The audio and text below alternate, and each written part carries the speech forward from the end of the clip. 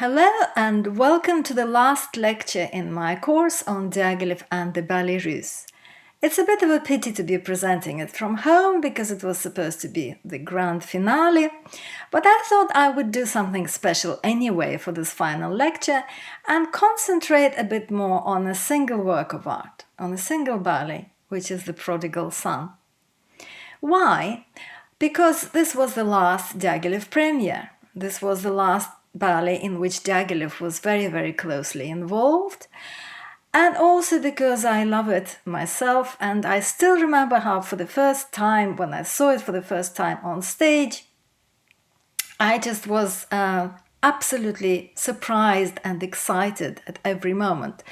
And I felt as if I was part of the original Diaghilev audience, as if I was there in 1929, because this ballet came to us well preserved. It's of course not quite as it was, because Balanchine changed the choreography a little bit, but nevertheless it's pretty close. And we can see it almost as it was and experience it as it was. I will start though with the concept, with the idea of the dehumanization of art, and from there proceed to our theme of return to emotion. So this is the title of an essay which was published in 1925 by the Spanish philosopher Ortega y Gasset. The dehumanization of art, it sounds very negative to us. Today, dehumanization is usually something horrible, but in fact, he used it neutrally, and if not positively, because he used it to describe the new aesthetic of modernism. And this is what he said: art must not proceed by psychic contagion, for psychic contagion is an unconscious phenomenon, and art ought to be full clarity, high noon of the intellect. Grieving and rejoicing at such human destinies as a work of art presents or narrates is a very different thing from true artistic pleasure. Preoccupation with the human content of the work is in principle incompatible with aesthetic enjoyment proper. It's a very radical statement. Yeah, it of course has to do with modernism conceiving itself in opposition to romanticism, and all these empathetic works of art which invited you to emote, and empathize with the characters. So this you have the opposite, and Ortega y Gasset actually was talking about music in his essay as well, and specifically about Stravinsky. And Stravinsky himself also made very striking statements, quite radical statements about his own music and about the total lack of expression that is needed in music. This is what he said: I consider that music is by its very nature essentially powerless to express anything at all, or whether a feeling, an attitude of mind, or psychological mood, a phenomenon of nature, etc. Expression has never been an inherent property of music. This is by no means the purpose of its existence. And further, possibly even more radically, most people like music because it gives them certain emotions, such as joy, grief, sadness, an image of nature, a subject for daydreams, or still better, oblivion from life. Isn't that true? Music would not be worth much if it were reduced to such an end. When people have learned to love music for itself, when they listen with other ears, the enjoyment will be of a far higher and more potent order, and they will be able to judge it on a higher plane and realize its intrinsic value. So this is very close to what Ortega y Gasset was saying. He used this very famous metaphor of a garden behind the window. And you can only focus either on the garden, which is a metaphor for what goes on in terms of a story in a work of art, or on a window pane when you see, focus on the lens through which you can see the garden. You can't focus on both at once. So what he was saying is that if you want to have a proper aesthetic appreciation of a work of art, you have to, in a sense, not have too much of the human content. Otherwise, you're mistaking one for another. Another person to say something similar was Jean Cocteau, and he wrote his own manifesto, Le Coq et l'Arlequin, even early in 1918, so I'll quote a little bit from there. Emotion resulting from a certain work of art is only of value when it is not obtained by sentimental blackmail. Or another quote, nothing is as enervating as to lie and soak for a long time in a warm bath. Enough of music in which one lies and soaks. Yeah, so from all kinds of sides, they were trying to attack late Romanticism and even Impressionism as well, to create something new in the 20s. So what do you get if you take Stravinsky and take Jean Cocteau, put them together? You get Oedipus Rex, which was an opera oratorio by Stravinsky, written for the anniversary season of 1927. It was 20 years since Diaghilev started doing the Russian season, and it was supposed to be a gift for Diaghilev. The work proceeded in secret, and Diaghilev was not involved until the last moment, and when he got involved, he got horrified, because it was a very strange piece. The idea was Stravinsky's, and Cocteau agreed to this commission on the condition that his text would be translated into Latin. Yeah, so you're creating distance between the audience and the stage by translating it into this sacred language, which will not be understood, presumably. But Cocteau thought that this would assure the monumentality of his piece, which is what he was seeking. And Stravinsky, too, was happy to treat the text as kind of phonetic material for his music, so that he didn't have to bother with expressing the meaning of the words. Yeah, it's just syllables. So it was a dramatic work which was deliberately and perversely very static. And the set, invented by Cocteau and sketched by Stravinsky's son, Theodore, was supposed to have no depth, and the costumes were supposed to be built into the set in such a way that you could only see the hands and the heads moving, but everything else was kind of made of stone. They were supposed to be living statues. And there was another invention of Cocteau's, which was that the drama itself had to be interrupted all the time by the narrator, who was supposed to be dressed in evening dress and tails, and behaving like a master of ceremonies, slightly snobbish, I guess, presentation, or kind of educational presentation, slightly condescending to the audience, relating the story of Oedipus. He wanted to perform that role himself, actually. So you can see how there are several layers of distancing between the stage and the audience. First of all, the Latin, the narrator, who creates even more distance, this very static set, lack of action. So all these things, you just have all these obstacles between the audience and the stage. So when Diaghilev found out about it, he was not impressed, and he actually saw the set and refused to stage it. Also refused to employ Cocteau as narrator, which was also disappointing for him. And it was done as a concert work, and Diaghilev basically disliked it and described it as like a macabre gift, un cadeau très macabre. So that already reflects some kind of tension between Stravinsky and Diaghilev, I think, at that point. And it's obviously something that Diaghilev disliked. This complete absence of expression, this very perverse absence of expression, started grating on him. But nevertheless, I would like to play you one very famous moment from that piece in a production that is possibly the closest to what they wanted. And yet at the same time, you can see that it departs, because you can see a very, very expressive performance of Jesse Norman as Jocasta. And very interestingly, in the music, you can see how Stravinsky basically parodies or uses the idiom of Verdi, Yeah, so something extremely emotional.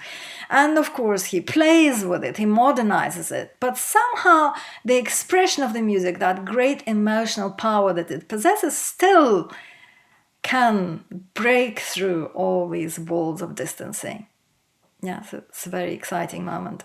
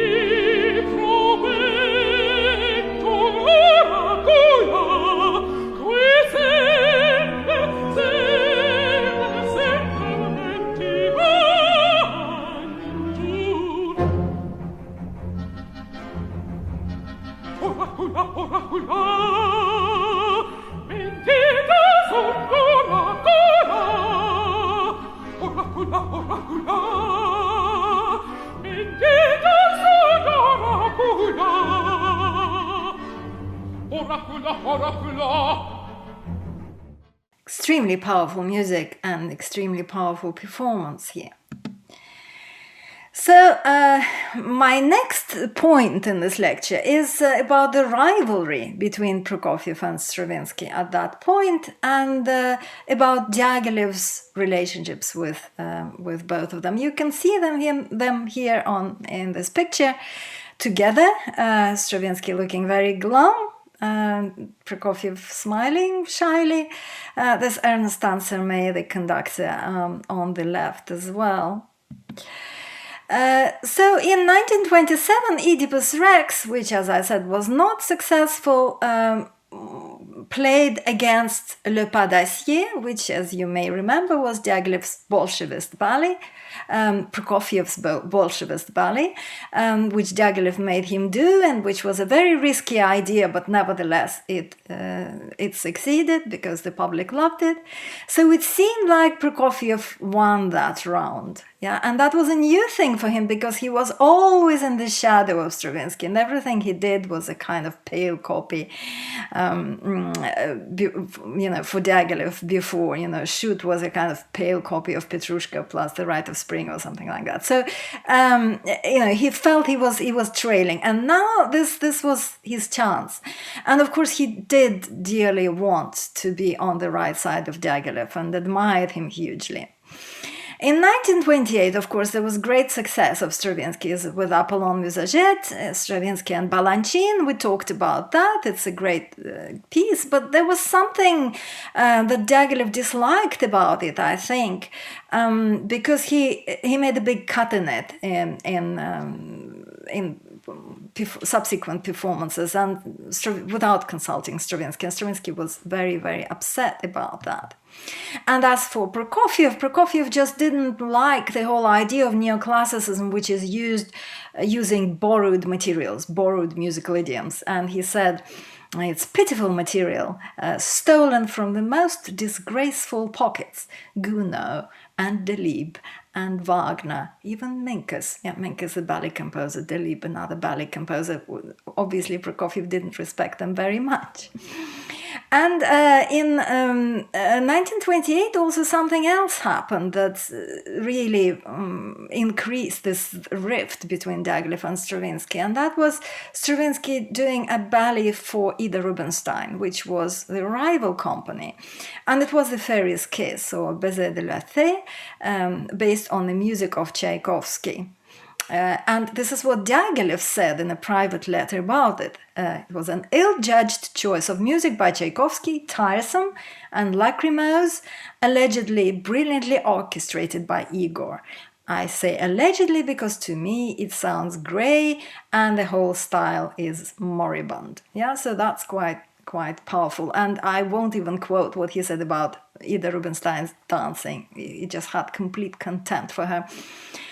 So that didn't go down very well. And in 1929, Prokofiev's new ballet, in which Diaghilev was very, very involved, was playing against an old ballet by Stravinsky, which was an example of this dehumanization, because it was a burlesque ballet, Renard. Yeah, it was, you can see the costumes. This is a kind of fable about animals, yeah, the cockerel and the goat and the cat, and there's not very much that you can even understand in the text. It's all based on nonsense lyrics. It's a wonderful piece of music, but it is something that belonged to an old aesthetic that Diaghilev didn't quite associate himself with anymore. So let's finally address L'Enfant Prodigue, the Prodigal Son, this new ballet that Diaghilev commissioned from Prokofiev. So to create this scenario, he used Boris Kochno, who was his secretary and one-time lover, and basically somebody he relied on, his librettist.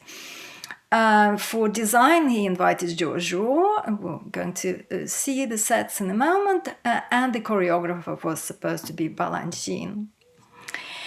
So this is Kochno and Diaghilev. It seems that Prokofiev disliked the whole idea of Kochno being involved. There was this animosity between them from the very start.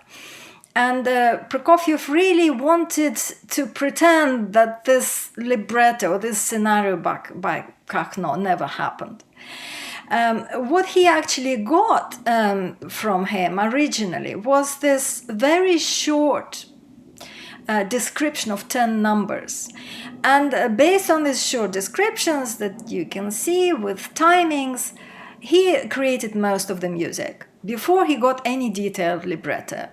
So he was always trying to pretend that Kochno hadn't done anything, and it was just Prokofiev writing the music on the biblical tale. He didn't want any intermediaries between himself and the biblical story, and even had a terrible row with Kochno and a court case about royalties, because he just wanted to write him out altogether. Anyway, the idea of the scenario was to transfer the parable of the prodigal son onto the Russian soil. And you might be surprised by that, because actually it doesn't look very much like a Russian ballet. There's not much that's Russian. There's tiny details maybe in the costumes, in the choreography, and in the music occasionally that set it in Russia. But I think the Rouault main design of the set sets it somewhere in the Near East and makes it much more universal. So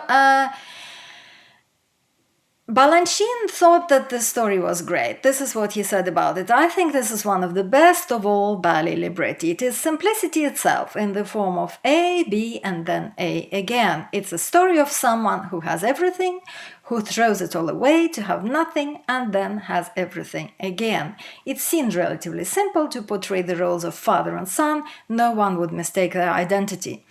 The story of the older son was not interesting for the dance, and we wisely omitted it from the idea of the ballet. Now, you might be also surprised about that, because some commentators on the Bible will say that that story, that part of the story about the older son getting jealous of this offender being treated so nicely by his father while he had done nothing wrong, is possibly the main point of this parable, but they just got rid of it. Why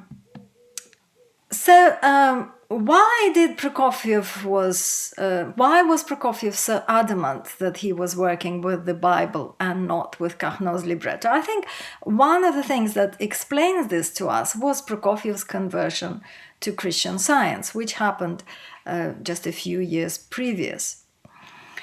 Much has been written about it. It's interesting to read about this in Prokofiev's diaries, and it seems that he used Christian Science very much in this very utilitarian way, in an attempt to control his state of health, his mood, to get rid of his headaches, to be less angry with his wife because they were having terrible rows. So to create harmony around himself and a kind of ideal conditions for his creative work. And this is what he writes in his diary. When we think only of good, of God and his infinite ideas, harmonious conditions are externalized. So by thinking, you create harmony in the outer world. You can cure people even by using a moral effort and an intellectual effort. So this is what Christian Science was for him. But in any case, I think that is why this Christian parable had special significance for him. It was dear to his heart. And interestingly, in the piano pieces that he played for Diaghilev as an example of his style at the time, which are called choses en soi, things in themselves, he was looking to create this purer and simpler style, I think because of the influence of Christian Science. And this quest continues in the ballet. So the composition of the music proceeded with exceptionally little effort, he tells us in his diary, helped by the fact that I had decided to compose the Prodigal Son in a simple style, eschewing sophisticated elaborations. Diaghilev's parting words to me had been, your piano pieces, this piano pieces choses en soi, are a shade arid. I want the ballet you're writing for me to be more straightforward. And what he means is more emotionally straightforward, and simpler in style. And Prokofiev gives us a very good elaboration of this. This is another quote from his diary. The term modern in music used to be attached to the search for new harmonies, then moved to the search for beauty in all kinds of insincere contrivances and complexities. More perceptive composers soon tired of this and went back to seeking simplicity. Not, however, the old simplicity, but a new one. Diaghilev, of course, was with this new wave.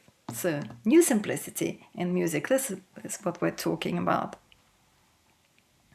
From Prokofiev's wonderful diary, we can trace the whole process of composition and the whole process of Diaghilev's involvement. Diaghilev heard the ballet 7 times as a work in progress and gave the most detailed advice and criticism, asked him to rewrite certain numbers, to make cuts and also to make additions, even to gave him advice on how many bars he has to have at the very end, add 1 bar more. It's just amazing to what extent he was involved in this score. Prokofiev was very, very inspired when working on this ballet. So he sort of overfulfilled the plan and actually composed the symphony at the same time from the overflow of music from the ballet and also using some of the music from the ballet. The most problematic character was the Siren, or the temptress, or the seductress, whichever way you call her. Because Diaghilev wanted the music for her to be more explicitly erotic. This again, what Prokofiev is saying. My conception had been of a shadowy, mysterious being seen through the eyes of an innocent youth. Seductive, but as yet unknown. Diaghilev, however, wanted a sensual creature whom he proceeded to describe in a string of graphically obscene expressions. I think that's fascinating. They had a little bit of an argument about this, and in the end, Prokofiev rewrote the theme. I still think that it is not erotic music. It is certainly sensuous and sensual, and it has all these little glissandi slides in it. And yet you can easily imagine, I think, even with a character like Juliet, for example, from Romeo and Juliet, it has some kind of purity and transparency about it. Still, I'm going to play you just the theme.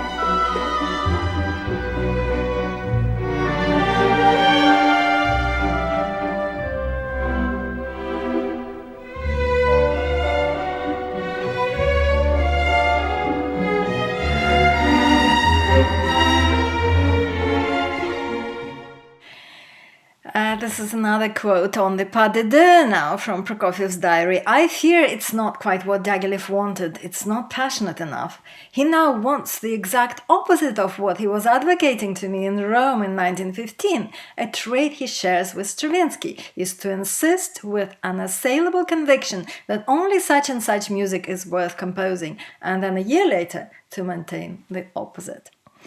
But nevertheless, actually, Diaghilev did like the pas de deux that Prokofiev had written for this. One of the most wonderful stories from Prokofiev's diaries on the Prodigal Son is the story of the very ending, which he calls the apotheosis. And I will quote from it at length, because I just think it's absolutely wonderful. I had not yet conceived the end of the ballet. I said in this libretto the end is envisaged as a kind of apotheosis, but this is inappropriate. We need something more nuanced. I suggested borrowing a theme from the second Chose en Soi, which I love very much, but Diaghilev was reluctant to accept this. It should be simpler, he said, softer and more tender. And indeed, I felt myself that the theme that I had suggested was not quite right. We parted on good terms, Diaghilev happy with what he had heard of the ballet. Later that night, falling asleep, I was still searching for a new theme, limpid and unclouded. I thought that a melody illustrating a parable from the Gospels should seem to be coming from on high. About 1 o'clock at night, I got up and jotted down 2 bars. Straight away in the morning, I worked on the idea that had come to me last night, the concluding scene of the ballet when the father embraces his son. My aim as I worked was to preserve the essence of the previous night's afflatus. And the result was an absolutely superb theme, and all day I was walking on air as if it was my name day. He's not being very modest here, but let us hear it first without the choreography. Just listen to it.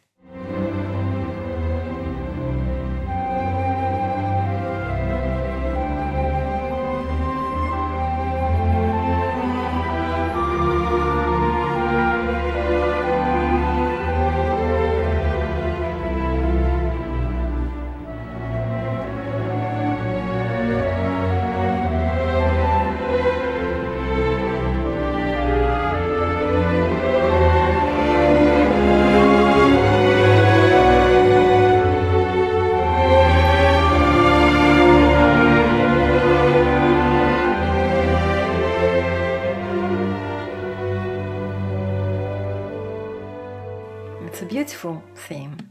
And Diaghilev was very pleased. He was kind of terrified before Prokofiev played him this theme. But when he heard it, he thought, yeah, the end was there. Now let's talk a little bit about design. They wanted Matisse, actually. Diaghilev wanted Matisse. Matisse wasn't available, so they employed Georges-Henri Rouault, who was a pupil of Matisse and who was very famous for his Christian pieces. And you can see that he had a training in stained glass making. Yeah, you can see this in the style. He has these dark contours everywhere, and it's a very powerful painting. So Rouault was quite tardy with his sketches, and they didn't have it set for a very long time, and then at the last moment he produced that which impressed everyone greatly. It seems like something, which is sketched very quickly and then it's blown up to this enormous scale of this stage. And this is the tent for the second scene. So Prokofiev thought they were very powerful and biblical in feeling. And there was another part of the design, which was this single prop. It looks like a bench or a fence. It could be turned into a table. It could be turned into a pillar. It becomes all kinds of things, even a boat in which you can row. This universal kind of constructivist idea of using something very simple and pretending it's different things. So that was the idea of Balanchine. And as he said, he invented it in order to fill the time somehow, because Prokofiev actually wrote much more music than was required of him.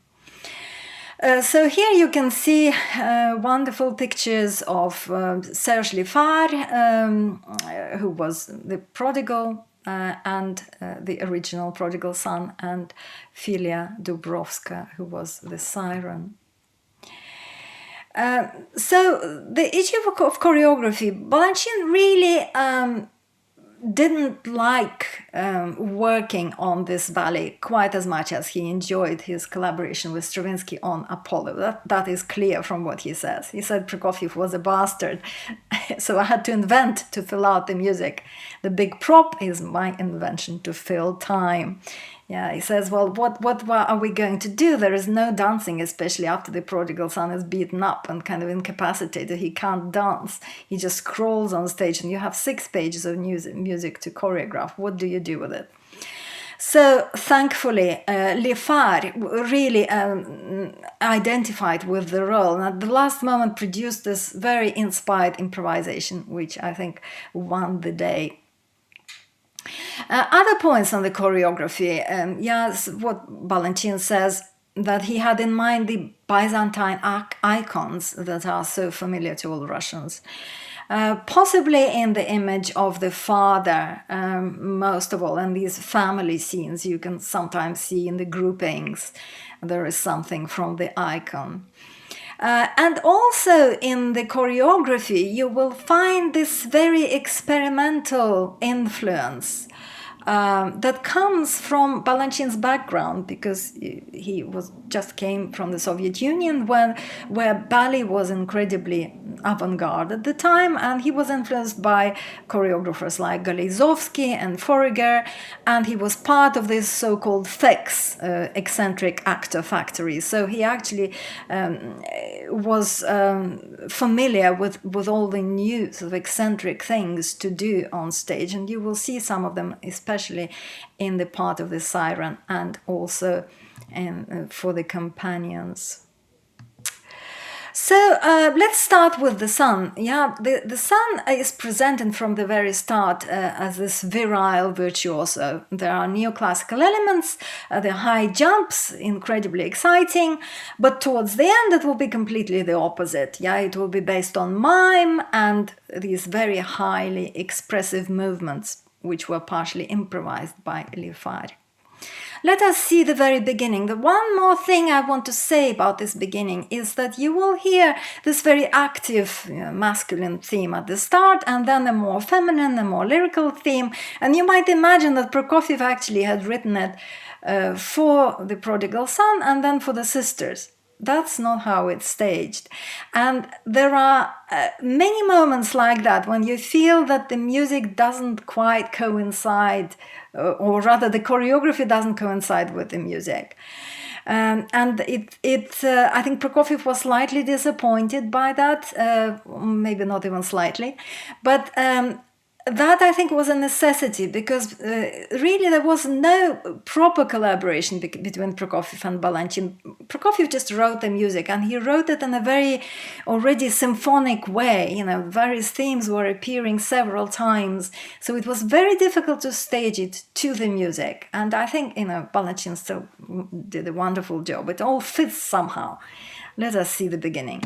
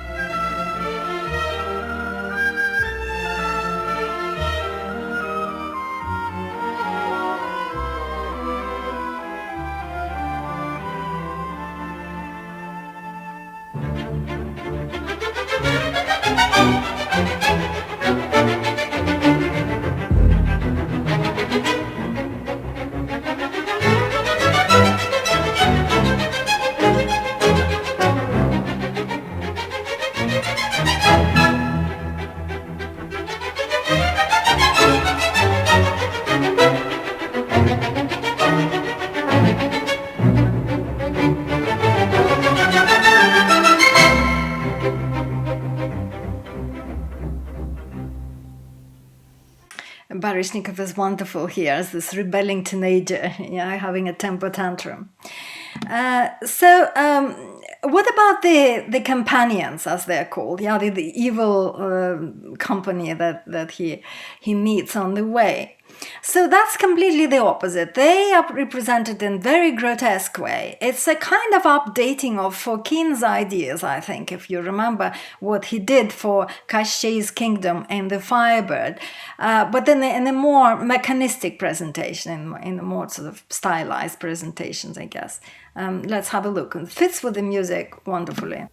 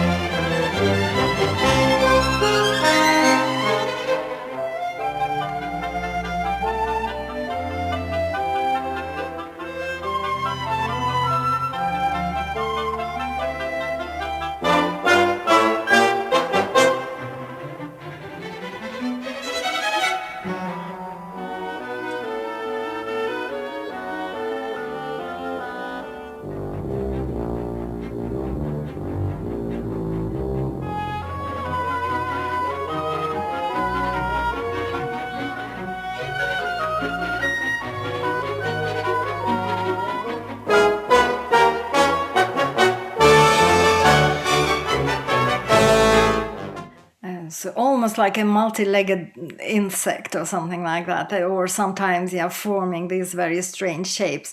So really striking image of these companions. Now the Siren is also amazingly different, contrasting style of dancing, highly virtuosic, on point, with acrobatic elements, influenced actually by the act of music hall dancers. Mitty and Tilio, here they are, with these very high lifts, kind of vertiginous lifts. And the way the Siren is portrayed, the way she's dressed even, yeah, she's actually on point, not for any reason that you would be on point in classical ballet. It's to make her very tall and domineering, and she also has this incredible headdress, yeah, which makes her so much taller than even the quite tall Baryshnikov, yeah, so makes her this domineering presence. And highly virtuosic dance. Let's have a look.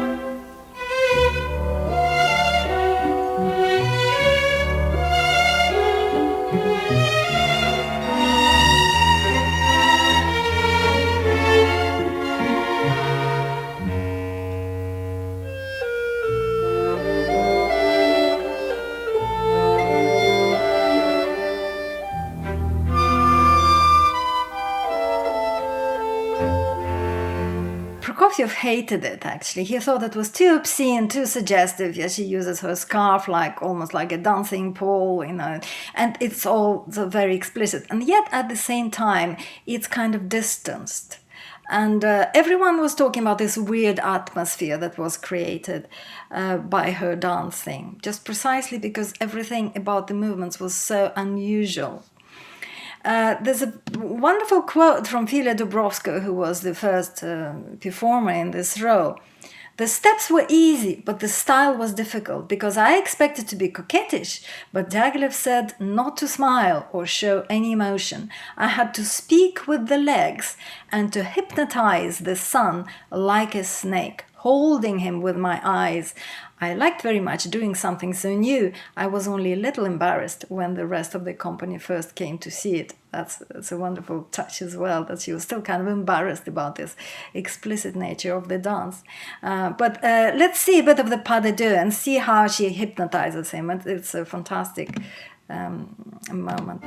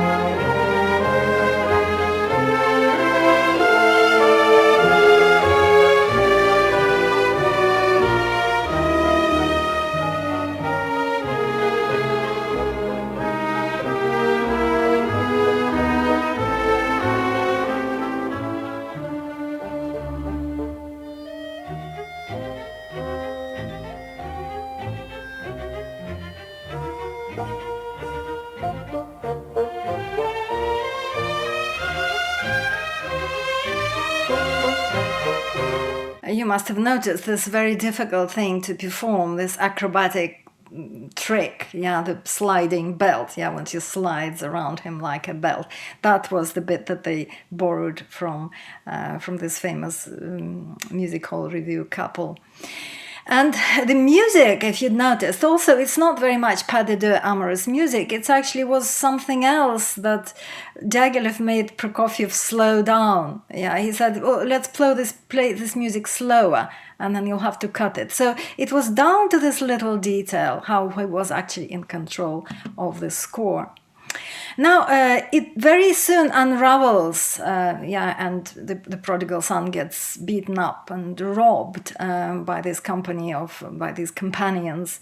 And it's also wonderfully done. You can see how this domination, just suddenly, domination of the seductress of the Siren, is changed to a scene of complete catastrophe when he is robbed, tied to the pillar. He becomes martyred. He looks very much like Saint Sebastian, and I think that was the visual image that influenced this presentation.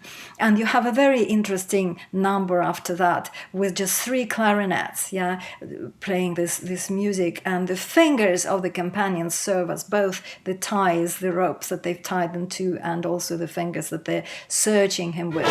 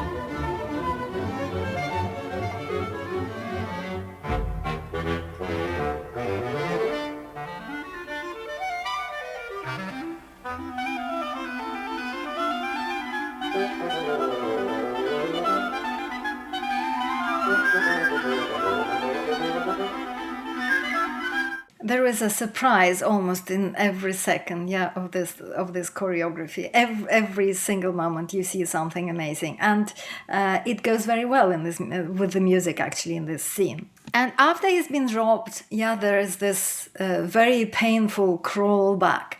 And what do you do? Here, Balanchine was really in trouble, because he had this 6 minutes of music to deal with, and nothing to do. A dancer who can't dance. So we can see a little bit of what sort of was improvised by Liffard, I suppose, for this, and it really depends on this solo artist, on the dancer, to come up with something that would really move you at this point.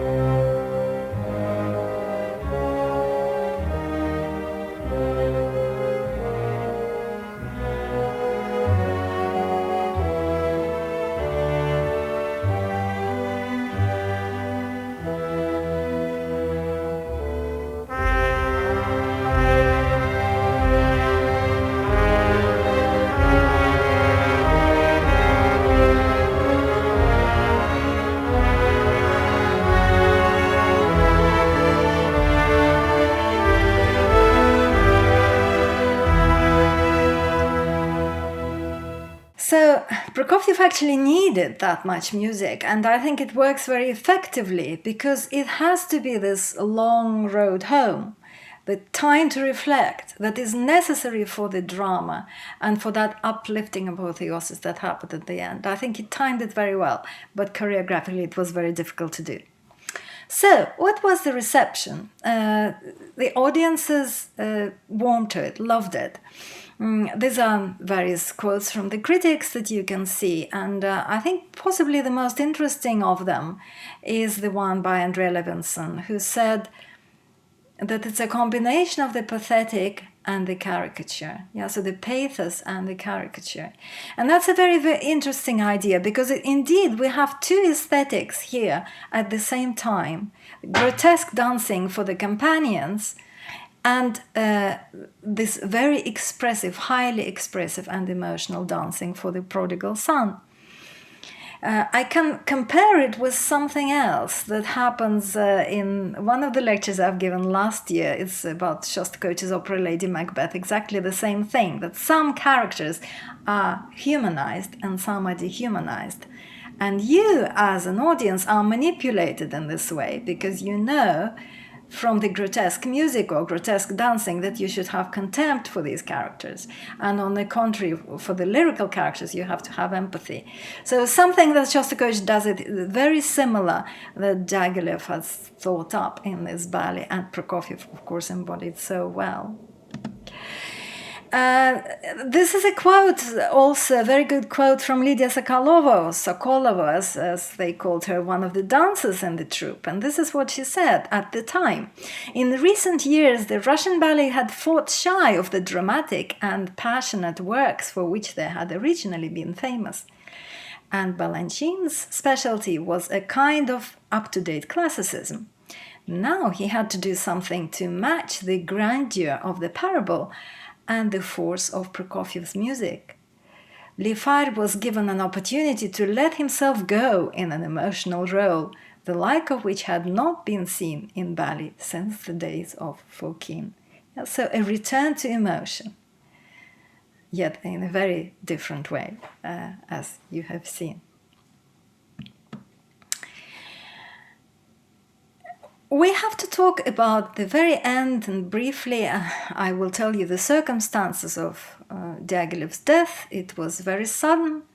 It happened very soon after the season ended. It happened in Venice. Stravinsky was still on bad terms with him, and I think that was a wound that never healed, that Diaghilev died without them reconciling. But Diaghilev all the way knew what Colossus Stravinsky was. And this is a passage from a private letter from 23rd of July 1929, when The Rite of Spring was performed in London, and with great success. And this is what he says: "Yesterday Le Sacre was a real triumph. The imbeciles finally grasped it. The Times says that Le Sacre is for the 20th century what Beethoven's Ninth Symphony was for the 19th. At last." So Stravinsky was still on his mind. He was buried in Venice on the San Michele Cemetery on the island. This is his grave. Here you can see Stravinsky taking flowers to his grave. And after he died, he was also interred there at his own request, next to his mentor. For Prokofiev, it was also a huge tragedy, Diaghilev's death, because his big ideas of becoming the new Stravinsky, which he potentially could have become had Diaghilev lived for another maybe 5 years and produced several more ballets with him, was not to materialize. And that partially made him actually choose the return to the USSR. By way of concluding the series, I put together in a very condensed way, a few points about the Ballets Russes and their significance. They completely overhauled the ballet genre, making it a cutting-edge artistic enterprise. but without losing the core audience of balletinanes. Yeah, it was still exciting for the lovers of ballet, but it also brought some new audiences who enjoyed the artistic provocation. They reimagined ballet as true synthesis of the arts, where each one can come to the fore at different points. There are some ballets driven by design, as we know, like La Chatte, or some of them are driven by the music, by the score, as in this case, in The Prodigal Son. And in some of them, there's a perfect alliance of music and choreography, such as Apollo or The Rite of Spring. They explored a huge variety of modernist ideas, sometimes playing them off against each other, doing exactly the opposite what they had done the previous year.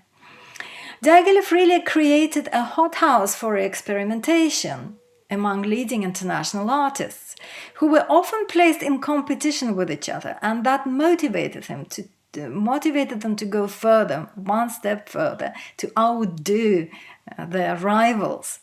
And of course, they are sometimes forced in these collaborations. Sometimes these collaborations didn't work, but Diaghilev didn't mind occasional failure to try out, to bring Picasso into something that he didn't particularly like, or it wasn't worried about that. And sometimes it worked really well.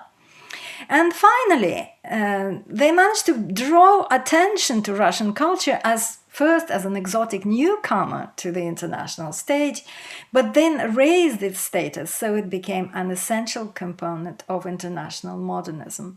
I think by the time we are in the 20s, all these artists such as Stravinsky and Prokofiev are not necessarily seen as Russian. Yeah, but they are cutting-edge modernist artists in the heart of Europe.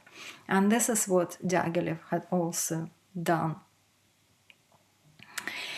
And to end on this note of pathos, I guess, I decided to end with the ending of The Prodigal Son, and just leave you with that. It's a wonderful moment which always takes my breath away, and some wonderful moment where both the music and the choreography do something special, something amazing, something profound, something lasting. It's a great scene to end on. And before I do that, I would like to thank you for your attention and for staying with me if you watched all the lectures, for coming to my lectures, for asking your questions, for motivating me, for making me inspired. Thank you very much. It was a great thing to do. I really enjoyed it, and I hope you enjoyed this last clip. And goodbye.